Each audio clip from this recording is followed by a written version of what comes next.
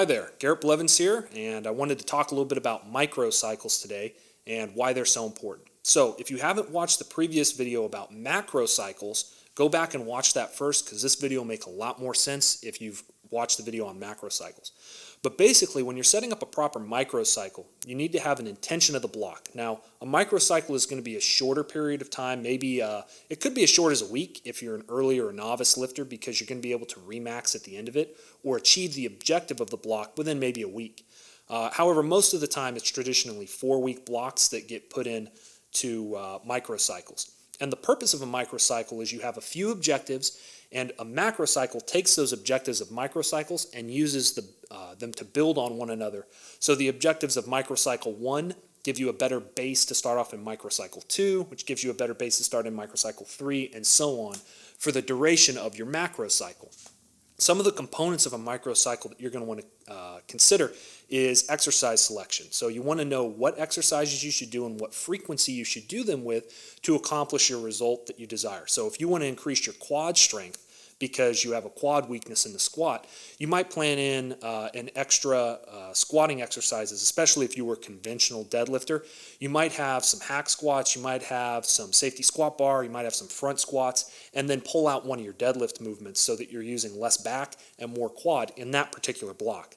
As your quads are strengthened in that block number 1, that microcycle 1, you then might wrap that into some high bar squatting and low bar squatting, but add back in some deadlift to make sure that you're not losing any of your back strength and you're able to sustain your squat position by having a rigid spine and a strong enough back while still utilizing the quad strength that you developed in block 1. And then you would use extremely specific if you're a low bar squatter, low bar squatting in your third microcycle so that you can get ready for a test with singles. That might be, just for example, a way in which exercise selection block to block is going to be important to build, as well as changes in frequency.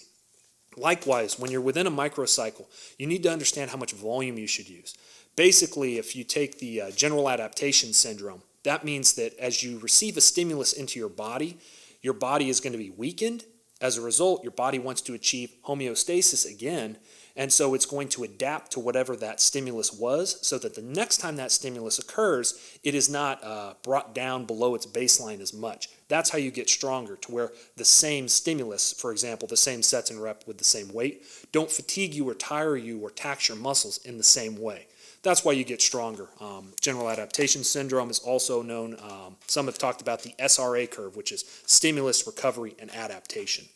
But within a microcycle, you need to make sure that you're not overtaxing yourself or undertaxing yourself, but you're staying within both your maximum recoverable volume, which is the amount of volume you can recover from without overtraining, but also like the minimum adaptive volume, which is the minimum amount of volume you need to achieve an adaptation. One of the difficult things if you're using a static template is it's not going to have volume that's tailored to your needs based on your past history or past blocks. You're going to have to make those adjustments yourself. Oftentimes that can be difficult though, because within a microcycle, your fatigue on week 3 might need to be high and your fatigue on week 1 might need to be low as you've built through, because there's a progression from week 1, 2, 3, and then maybe a deload on week 4. So if you're adjusting your weights down on week 3, you might actually be missing the point of the microcycle.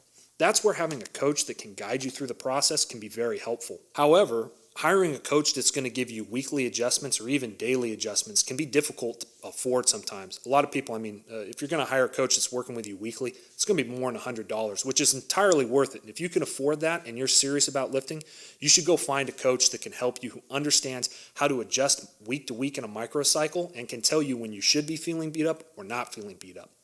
What I've decided to do is I coded in to a program every possible microcycle that might be used within a macrocycle, and then it allows you to have real-time updating based on how fatigued you feel. It will adjust the weights, the sets, the reps, the intensity, so that you can adjust day to day based on your acute fatigue for the day. But when you go block to block, you'll send in a block to the program. It will actually analyze your fatigue over the entirety of the block and then adjust the volume for the next microcycle in the macrocycle plan so that you stay on point. That's a way in which you can get that coaching and that individualized response in real time, but at a different price point. I'm going to offer it for $1 for Brandon's audience, and for anybody else watching this video that happens across it for a limited time, it'll be $28 per 4-week block after that. Again, the real-time updating is going to help dial in your volume per day so you don't overtrain. And then the Microcycle or the Microcycle overview is going to look at all your volume as well as the way in which you're progressing at the end of a macro cycle to see how much volume you should be getting in each block. And that way you stay between that minimum adaptive volume and maximum recoverable volume so that you can stay on your gains in the best way possible. So if you're interested, check the description box below. If you're not following me on Instagram, I post more about the features of the program there and information on updates. You can follow me at Garrett Blevins. And I hope wherever you're at, you're doing well. Blessings.